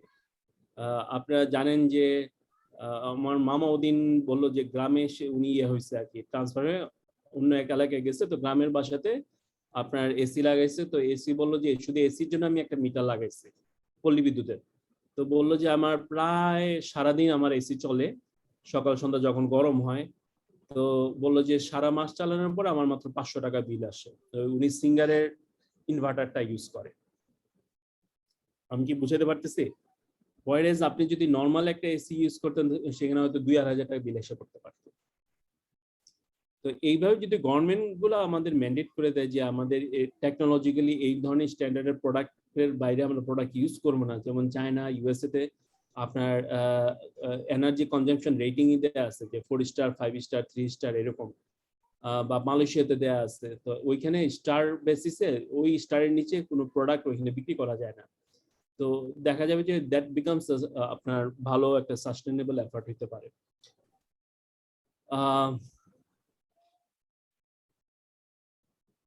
তারপরে আছে আপনার ইনভেন্টরি, যে আমি ক্রেডেল টু ক্রেডেল আমার ইয়ে হইতে হবে, কি যেন বলে, ইনভেন্টরি মেজার হইতে হবে। এখন ইনভেন্টরি হচ্ছে কি, যে আপনার যেইটাই আমরা আপনার ইয়েতে ফালায় দেই, আপনার সয়েলে আপনার ডিসপোজ করে ফেলি, সেইটাই কিন্তু আপনার নষ্ট হয়ে গেল। আমি কি কথাটা বুঝতে পারলাম? যে এই যে ধরেন প্রচুর ল্যাপটপ, তারপরে আপনার প্রচুর ইকুইপমেন্ট, গাড়ি, হোন্ডা বা বাইক গুলা এখন দেখবেন যে নষ্ট হয়ে যেতেছে। এরপরে আমরা কি করতেছি, এটা ল্যান্ডফিলে ফালায় দিই।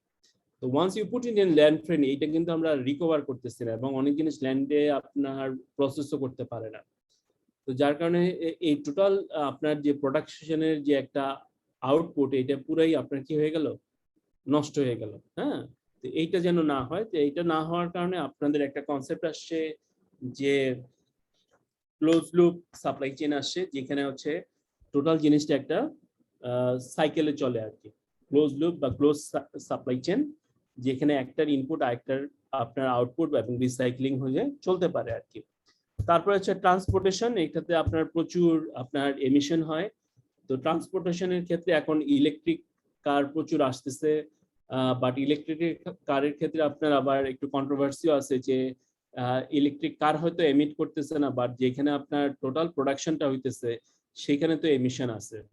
এখন ইউএস এর জন্য এটা খুব ভালো কেন, বাট বিকজ ইউএস এর ম্যাক্সিমাম এনার্জি জেনারেশন হয় হচ্ছে আপনি নিউক্লিয়ার পাওয়ার প্ল্যান্টে, যেখানে এমিশন নাই বললেই চলে। তো সেইটা দিয়ে তারা যে পরিমাণ আপনার ইলেকট্রিসিটি প্রোডাকশন হয় সেটা দিয়ে গাড়ি চালাতে সমস্যা নাই। But in case of our country or Saudi Arabia, যে অয়েল বেসড বা ন্যাচারাল গ্যাস বেসড, এখানে প্রচুর আপনার এমিশন আছে। তো ওইটা তো আপনি হয়তো এইখানে ইলেকট্রিসিটি ব্যবহার করতেছেন, কিন্তু ওইখানে আপনার প্রচুর কি হইতেছে, ন্যাচারাল গ্যাস বা অয়েল পুড়তেছে, আলটিমেটলি তো এমিশন হচ্ছেই। তো ওই যে আমরা টোটাল সাপ্লাই চেইনের যে একটা কনসেপ্ট আছে, যে টোটাল সাপ্লাই চেইনের কি পরিমাণে এমিশন হচ্ছে, সেইটা আনলে দেখা যাবে যে আপনার ইলেকট্রিক কার হয়তো নট দ্যাট মাচ সাস্টেইনেবল। তারপর হচ্ছে আপনার সোর্সিং এর ব্যাপার আছে। সোর্সিং, আচ্ছা, এই সাস্টেইনের ক্ষেত্রে যারা হচ্ছে ট্রাকিং কোম্পানি আপনারা ইউজ করেন, তারা ওয়ালমার্ট যেটা করছিল, এরা হচ্ছে আপনার মিথেন ইউজ করছে আর কি, সরি ইথানল ইউজ করছে তাদের আপনার পেট্রোলের সাথে বা ডিজেলের সাথে, করার কারণে আপনার অনেক খরচ তারা কমাইছে এবং এনভায়রনমেন্টে এমিশনও কমে আসছে। তো এই জিনিসগুলো আমরা দেখতে পারি আর কি। তারপর হচ্ছে সোর্সিংটা কোথায় করবেন, যেমন উনি বললেন যে আমাদের সোর্সিংটা ম্যান্ডেট করা থাকে। তো সোর্সিংটা ম্যান্ডেট করে যদি দেওয়া হয়, তাহলে তো আপনি বাধ্য যে সাস্টেনেবলি আপনি কি করবেন, সোর্স করবেন। যেমন আপনার কফির ক্ষেত্রে হয়ে থাকে, আপনারা জানেন যে কফির ক্যাফে সোসাইটি আছে বা ক্যাফে স্ট্যান্ডার্ড মেনটেন করে সোর্সিং গুলা করা হয় ইন্দোনেশিয়া বা থার্ড ওয়ার্ল্ড কান্ট্রি গুলা থেকে। বাট চকলেট নিয়ে একটু ঝামেলা আছে। চকলেট আমরা ওই যে যেসব অঞ্চলে হয় তারা ওইখানে ভালো পায় না। বাংলাদেশের ক্ষেত্রে একসময় সুইট শপ নিয়ে কথাবার্তা হইতো, বাট আমরা এগুলো আস্তে আস্তে কাটায় উঠছি। আর এগুলোর ক্ষেত্রে হচ্ছে আমাদের ইনফরমেশন সিস্টেমটা খুবই ইমপ্রুভ থাকা দরকার আর কি, যে কোথায় কি পরিমাণ এমিশন হচ্ছে, কতটুকু আমরা এমিশন করতেছি, এটা যদি টোটাল আপনার সাপ্লাই চেনে বা আপনার ইনফরমেশনে চলে আসে তখন আর সমস্যা থাকে না আর কি। হ্যাঁ, যে রিপোর্টিং গুলা কিভাবে করবো, এটা কি টোটাল এমিশনের উপরে করব না এটা কি রিলেটিভ মেজারের উপরে করব, এই জিনিসগুলো এখানে আসে। আর লাস্ট ওয়ান হচ্ছে প্রাইসিং। যে প্রাইসিং এর কথা আমরা বলছিলাম যে কনজিউমাররা 10 to 15% এর বেশি সাস্টেনেবল প্রোডাক্টের জন্য প্রিমিয়াম দিতে চায় না বা এক্সেস টাকা দিতে চায় না। তো সেই ক্ষেত্রে আপনার প্রোডাক্টের দামটা কিভাবে কমায় আনা, তো অনেক কোম্পানি করছে, যেমন প্রিন্টার কোম্পানি এইচপি হচ্ছে তারা রিইউজ করছে, যে তারা ওই যে ওয়ালটন বা সনি এরা কি করে, আপনার দেখবেন যে মানে যেগুলো হচ্ছে ভাঙাচোরা বা পুরাতন মডেলের যেসব আপনার জিনিসপত্র আছে সেইগুলো তারা বাইব্যাক করে নতুন মডেল আপনাকে দিয়ে দেয়। তো এইখানে একটা প্রাইসিং এর একটা ছোট্ট মজা আছে কি, যে মোবাইল কোম্পানি বা টেলিভিশন এগুলো যে বোর্ডটা আছে, বোর্ডটা আপনার খুবই ভালো থাকে। হ্যাঁ, বোর্ডের উপরে তারা জাস্ট চেঞ্জ করে হচ্ছে কি আপনার ওই ক্যামেরা বা প্রসেসর, সার্টেন 2-3টা জিনিস চেঞ্জ করলেই কিন্তু আপনার আবার নতুন ফোন হয়ে যায় আর কি। তো এইটা এই কনসেপ্টটা কাজে লাগে। এখন প্রচুর রিফারবিশড কোম্পানি ইউএসএ তে চলে আসছে, কোম্পানির নাম জানতাম, তারা ওইটা অলরেডি শুরু করছে আর কি ওইখানে। বাংলাদেশেও ওয়ালটন করতেছে, তাই না, ফ্রিজ আর টেলিভিশন ফেরত নিয়ে আপনাকে নতুন নতুন টিভি এবং স্যামসাং করতেছে স্যার, স্যামসাং ও প্ল্যান্ট বসাইছে, তো ওরা এই ধরনের কাজ করতেছে।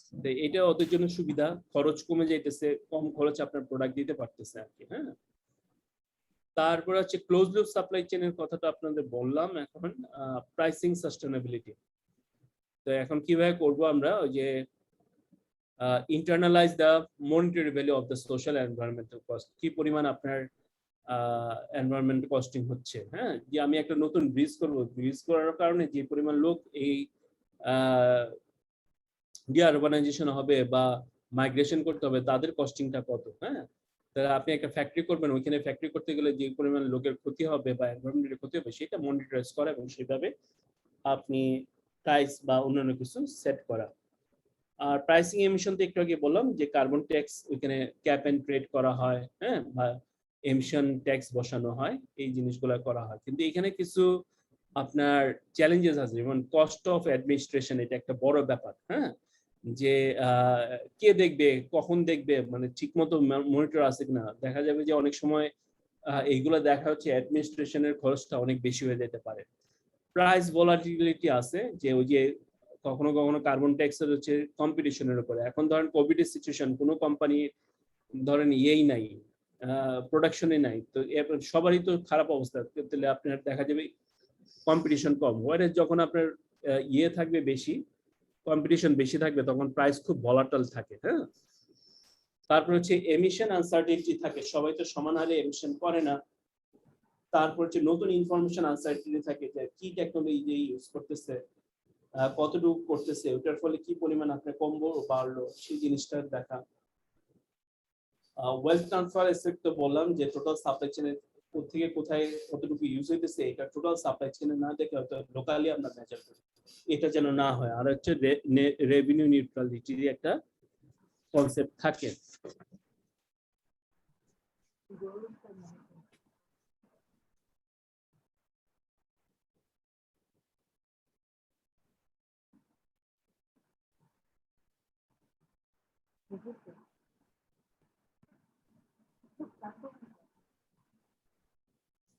ঠিক আছে, তো এখানে যেটা হয়, গভর্নমেন্ট কি করে, গভর্নমেন্টের উচিত হচ্ছে যে সে যে এমিশন ট্যাক্সটা পাবে, ওই এমিশন ট্যাক্সটা দিয়ে যেন সে কি করে, আপনার যারা এফেক্টেড সোসাইটি আছে বা অন্যান্য সোসাইটি, এই সোসাইটির যারা অন্যান্য মেম্বার আছে তাদের জন্য the government do some better things. হ্যাঁ, যেমন রাস্তাঘাট করতে পারে বা কার্বন সাকিং মেশিন কিনতে পারে, হসপিটাল করতে পারে, এই ধরনের অনেক কিছুই তারা করতে পারে। এই হচ্ছে মোটামুটি চ্যাপ্টার 17। আমাদের লাস্ট চ্যাপ্টার ছিল সাপ্লাই চেনের।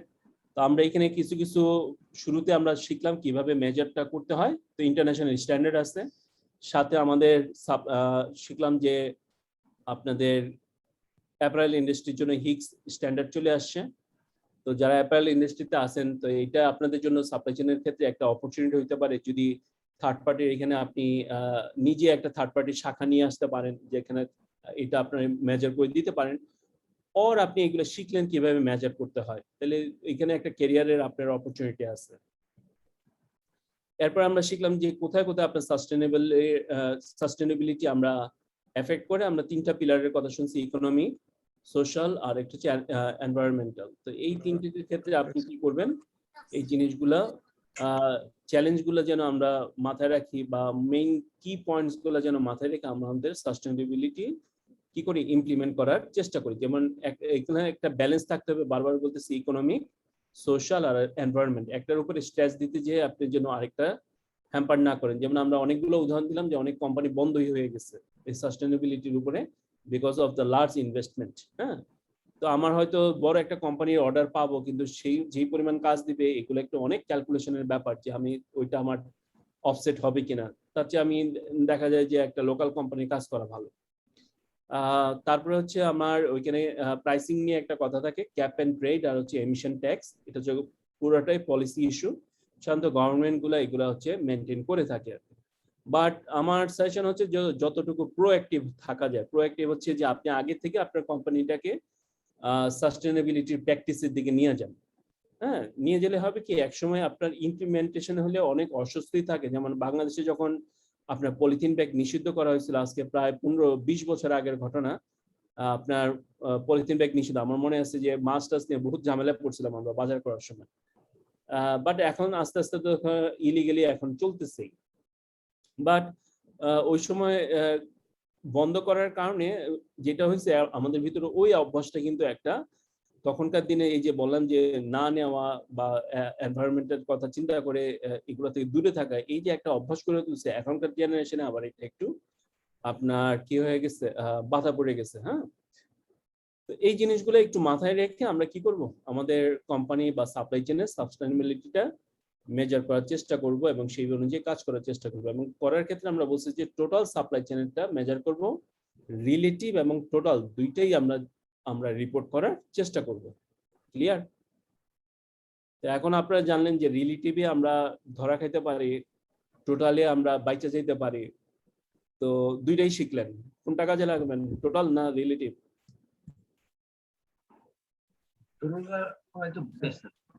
চাকরি যেটা ভালো থাকে নাকি?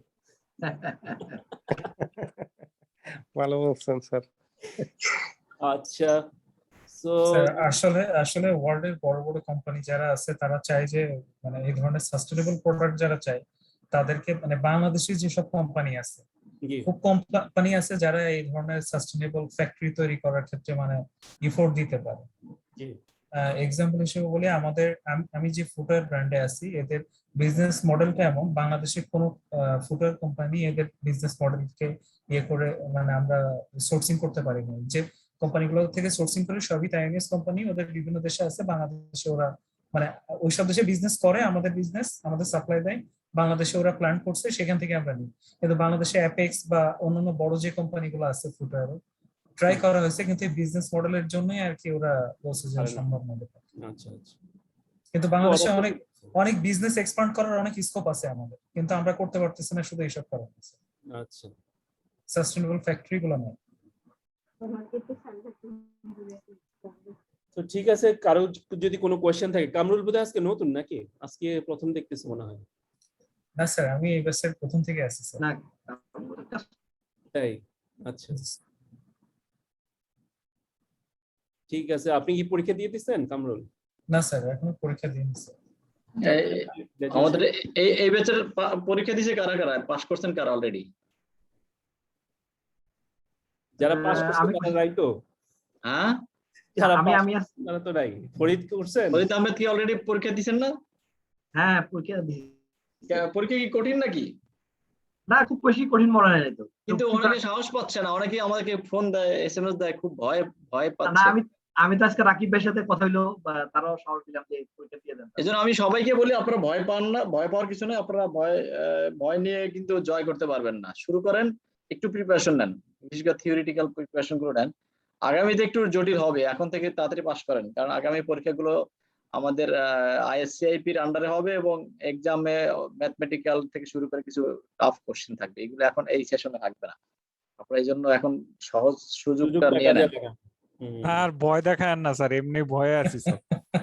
আমরা ভয় দেখাচ্ছি না, বলতেছি যে সুযোগটা কাজে লাগান, সেটা বলছি। রিয়েলিটিটা আপনাদের বলে দিচ্ছে আর কি। জি জি স্যার, অলরেডি স্যার চেষ্টা করতেছি স্যার। আজকে হ্যাঁ, মোটামুটি ইনভেন্টরি ওয়্যার হাউসের কথা একজন বলছিল যে এখানে কিন্তু কোশ্চেন কিছু থাকে, এরপরে ফার্স্ট চ্যাপ্টার দিকে আর মেইনলি থিওরিটিক্যাল।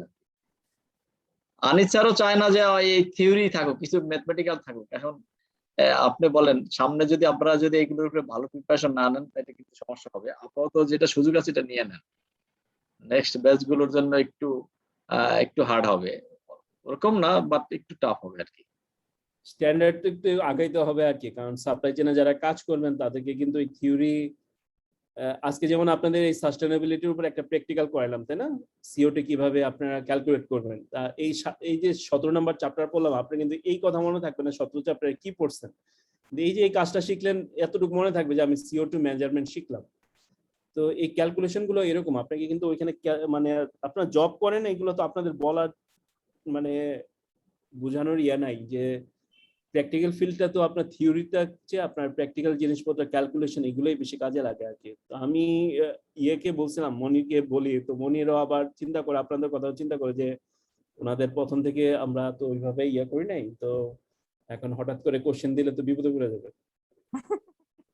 জি স্যার, জি স্যার, আপনাদের কথা চিন্তা করে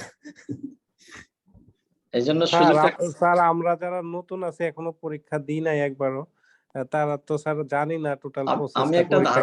আমিও ভয় পাচ্ছিলাম যে সোহেল রানা কিনা এটা বলে ফেলে এরকম কিছু। সোহেল রানা যেহেতু আজকে আছে নতুন ব্যাচের, না ভয়ের কিচ্ছু নাই। আমাদের এখানে জাস্ট আমরা একটা কোয়ালিটির ব্যাপার মেনটেন করার চেষ্টা করি, এই আর কি। ওরকম ভয়ের কিছু নাই, কেউ আটকাবে না, সবাই দেখবেন পাস করবে ইনশাআল্লাহ। ইনশাআল্লাহ, ইনশাআল্লাহ স্যার। আরে এই যে স্যার, মানে ওই ভয়টাতে যে স্যার আজকে পড়তে বসছে, আজকে 2 চ্যাপ্টার পড়ছে, আমার মনে হয় গত 8-10 বছরে প্রথম পড়তে বসলাম। এটাই তো অনেক বড় ব্যাপার স্যার। রাইট, না এটাই আমাদের সার্থকতা, আমরা এটা নিয়ে খুব হ্যাপি ফিল করি যে আপনাদেরকে এত ব্যস্ততার মধ্যেও আপনারা বইটা টাচ করেন বা একটা শীটকে প্রিন্ট দিয়ে দেখতেছেন, এটা কিন্তু একটা কম কথা না। বিএসসিএম এর আপনারা এই যে বিএসএম সম্পর্কে যে ধারণাটা চেঞ্জ হচ্ছে, যে এখানে কিছু পড়াশোনাও কিছু করতে হয়, ভালো টিচাররা ক্লাসও নেয়, পাশাপাশি আমরা চেষ্টা করি মনিটরিং করার। জি স্যার, জি স্যার, জি স্যার। তো যারা আছেন সবাই কিন্তু পরীক্ষাগুলো দিয়ে দেন তাড়াতাড়ি, আর আপনারা আপনাদের ফ্রেন্ডদেরকে একটু মেসেজ দেন যে ইজি আছে, একটু দিয়ে দিই তাড়াতাড়ি, যেহেতু আমাদের অক্টোবর 4 তারিখ না? জি অক্টোবরের 4 তারিখের মধ্যেই করলে ভালো, কারণটা হলো এরপর আর সময় পাবো না, কারণ আমরা হোটেল বুকিং টুকিং সবকিছু অ্যারেঞ্জমেন্ট করে ফেললে আর সম্ভব হবে না কাউকে অ্যালাউ করা। এই জন্য আমরা একটু সবাইকে রিকোয়েস্ট কত বলবে স্যার? হ্যাঁ, রেজিস্ট্রেশন খরচ কত বলবে? রেজিস্ট্রেশন খরচ তো আমরা দিয়ে দিচ্ছি অলরেডি, মাত্র ওই যে 2600 টাকা।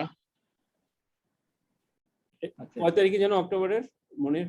এটা আমরা 15 তারিখ ধরছিলাম, কিন্তু এখনো 15 তারিখ বুকিংটা দেই না। এই কারণে আমাদের রেজিস্ট্রেশন অনেকে এক্সাম নিয়ে রিকোয়েস্ট করতেছে যে আমরা অন্তপক্ষে 1 সপ্তাহ বাড়াই, যাতে কারণ কি আমাদের সার্টিফিকেশনটা করতেও তো 1 মাস সময় লাগবে, যেহেতু কানাডিয়ান আইএসএপি এর আন্ডারে, তো তাদের ওই সব কিছু ফর্মালিটি মেনটেন করতে সময় লাগবে, যার কারণে আমরা সবাই রিকোয়েস্ট রেখে যাতে ম্যাক্সিমাম পার্টিসিপেন্ট ওখানে জয়েন করতে পারে, ওই জন্য একটু টাইমটা বাড়াচ্ছে। হয়তো অক্টোবরের আমার মনে হয় একটা এনকারেজিং থিং হচ্ছে সবার তো 2বার চান্স আছে, তাই না? হ্যাঁ, এবার দিয়ে দেখাই ফেলেন, একটা ধরেন 2-3 দিনের একটা প্রিপারেশন নিয়ে একবার দেখে ফেলেন না, ওয়ান শটে যদি হয়ে গেলে, না হলে তাহলে তো আরেকবার চান্স আছে। আরেকটা খবর বলে দিই, যদি একান্তই আটকে যান তারপরেও আমাদেরকে জানান, দরকার হলে আপনাকে আমরা বিকল্প রাস্তাও বলে দিব যে অন্য আরো একটা এক্সামের সুযোগ দেওয়া যায় কিনা, কিন্তু আপনারা কন্টিনিউ শুরু করেন, ভয় পাওয়ার কিছু নেই, এবং না পারলে জানান।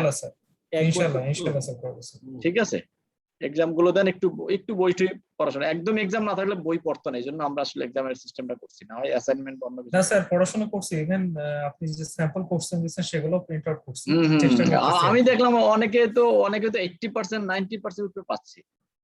আমাদের দরকার 70। আমি তো আজকেও দেখলাম একজন এক্সাম রেজাল্ট দিল, সে 200 মধ্যে 196 পেয়েছে। বিশাল ব্যাপার। হ্যাঁ, এই জন্য তারা- আপনারা ভয় একদম পান না, শুরু করেন, না পারলে পরে দেখা যাবে। এই শুক্রবারে কোশ্চেন গুলো অনেক ইজি। আজকে 28 তারিখ, তো ফ্রাইডে হচ্ছে 1 অক্টোবর। 3 দিন পড়াশোনা করেন বা শুক্র শনি পড়াশোনা করে 3 অক্টোবরে আপনার পরীক্ষাটা দিয়ে দেন। একটা টার্গেট নিয়ে বসে। হ্যাঁ, এরপরে ভালো একটা নিউজ হলো যে আপনারা এই পরীক্ষা পাশের পরে অ্যাওয়ার্ডিং হওয়ার পরেও বিভিন্ন ক্লাসগুলোতে জয়েন করবে। আনিস স্যার ক্লাস নেবে বা অন্য স্যাররা যারাই নেয়, যখনই নেয়, আপনাদের রেগুলার বেসিস দেখবেন ডেভেলপমেন্ট হবে। এবং সাপ্লাই চেইনের জন্য আমাদের প্রতিষ্ঠানে যে সুনামটা, এটা কালকে মনে হয় ফরিদও ছিল, একজনে একটা প্রতিষ্ঠানের নাম বলছে, আমি অবশ্যই রেকর্ডিং এ বলতে চাই না। সেখানে তারা পিজিডি করছে, অনেক টাকা খরচ করে, বললো যে আমার ক্লাস একদম পছন্দ হয়নি, আমি আর উপকারও হয়নি খুব একটা, এরকম এই বলতেছিল। বাট আমাদের এখানে তাদের উপকার হয়।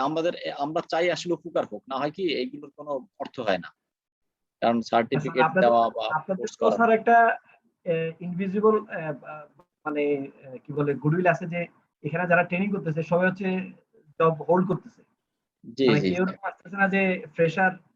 না আমরা ফ্রেশার নেই না ফরিদ, আপনি জানেন না, আজকেও আমার কাছে কমপক্ষে 10টা থেকে 15টা কল আসছে, রিকোয়েস্ট আসছে যাতে নেই। আমি এই যে একটু আগে না বলছি, আমার সন্ধ্যার পরে মনে হয় 5-6টা আমি না বলছি। মানে আমরা এক্সপেরিয়েন্স এবং ওই একটু যাচাই বাছাই ছাড়া আসলে সহজে নিচ্ছি না। হয়তো দু একটা একটু ইজি ঢুকে যায়, বাট খুব রেয়ার। আপনাদের প্রতি আমার একটা রিকোয়েস্ট হলো স্যার, যেহেতু সাপ্লাই চেইন এই ফিল্ডটা বাংলাদেশে মানে ইনক্রিজ হচ্ছে এবং বিভিন্ন কোম্পানিতে বড় বড় পোস্টগুলোতে লোক নিয়োগ হচ্ছে, আমি অনেক সার্কুলার দেখি আর কি। আপনাদের রেফারেন্সে যদি আমাদের এখানে যারা এক্সপিরিয়েন্স আছে সাপ্লাই চেইনে ডাইরেক্ট কাজ করতেছে, তাদেরকে বিভিন্ন বড় বড় জায়গায় বসাইতে পারলে দেখা যাচ্ছে আপনাদের একটা গুডউইল হলো, আমাদের যারা পিছনে আছে এক্সিকিউটিভ বা এই লেভেলে। আপনি আশ্চর্য হয়ে যাবেন, আমাদের এখানে কোর্স করার পরে কালকে আপনি ছিলেন কিনা জানি না, কালকে মনে হয় ছিলেন, গ্রুপ ডিসকাশনে একজনে বললো যে রহিম আফরোজের চাকরি পেয়েছে। রহিম আফরোজ গত 2 বছর ধরে লোক পাচ্ছিল না, হেড অফ সাপ্লাই চেইন হিসেবে জয়েন করছে। হ্যাঁ, এবং সে আমাদের এখানে কোর্স করার পর আমাদের আপনার সামনেই তো সে বললো যে আমি অনেকদিন ধরে খুঁজতেছিলাম, আমাকে সিভি দিছে, আমি বিভিন্ন জায়গায় সিভি পাঠাইছি।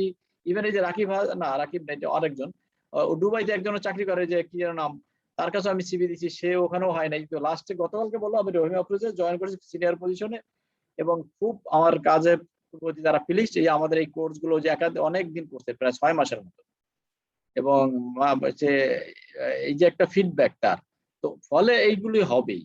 আপনি যেটা বলতেছেন, আমাদের এখানে আমরা কন্টিনিউয়াসলি এই জন্য ফ্রি ক্লাসগুলো দিই বিভিন্ন সেশনে বিভিন্ন টপিকের উপরে। আর আমি তো আনিস স্যারকেও রিকোয়েস্ট করি যাতে আমাদের এই ক্লাসগুলো সে যেন কন্টিনিউয়াসলি নেয়। সে যদিও ব্যস্ত থাকে বিভিন্ন ইউনিভার্সিটিতে, প্রাক ইউনিভার্সিটি ক্লাস নিয়ে ব্যস্ত থাকে, তারপর যদি আমাদের সাথে থাকে, তো আমাদের উদ্দেশ্যটা হলো যে কিছু একটা ভালো, শুধু বিজনেস না, আমরা কিন্তু ব্যবসায়িক ভাবে, আপনি জানেন কালকে একজনে বললো না যে আমরা যেই চার্জটা নেই এটা নাকি, উনি বললো যে এটা কোনো ফিই না। আপনার পরিচিত শুনছেন কালকে মনে হয়, যে আপনারা যে 30,000 টাকা নেন বা 35,000 টাকা, এটা কিছুই না অন্যদের তুলনায়, অন্যরা যা পড়ায়। এই জন্য বলবো আমরা যে আমাদের আসলে উদ্দেশ্যটা হলো কোন রকম সার্ভাইভ করা এবং সাস্টেইন করা, তবে কোয়ালিটি ধরে রেখে এবং মানুষদেরকে বেনিফিট দিই। এটা হলো আমাদের আসলে টার্গেট, আমরা যাই করি। ডেফিনেটলি হবে স্যার, যেহেতু আপনাদের ওয়েবসাইটে আমি দেখলাম যে প্রায় 800-র উপরে আপনাদের অলরেডি ট্রেনি যারা ট্রেনিং নিছে। আমাদের তো অলরেডি আমাদের ঢাকা ইউনিভার্সিটির প্রায় 10 জনের মতোই তো আমাদের এখানে কম বেশি ক্লাস নিচ্ছেন। আনিস স্যার একটু বেশি সময় ধরে নিচ্ছেন, আগেও নিচ্ছেন। তো আমরা চাই, যারা যদিও ব্যস্ত, ইউনিভার্সিটি থেকে আসলে খুব টাফ, তারপরও আমরা কন্টিনিউ করার চেষ্টা করবো যে কোনো। ঠিক আছে, তাইলে অনেক রাত হয়ে গেছে, স্যার ঘুমাবে, বাচ্চা কাচ্চা কান্নাকাটি করছে। জি sir, thank you so much. আসসালামু আলাইকুম। ইনশাআল্লাহ সবাই গ্রাজুয়েশন করেন, এটাই প্রত্যাশা থাকবে আর কি। পরীক্ষাটা দিয়ে দেন কুইক। হ্যাঁ, জি স্যার, ইনশাআল্লাহ। জি স্যার, আসসালামু আলাইকুম। আসসালামু আলাইকুম। ভালো থাকবেন সবাই। জি স্যার।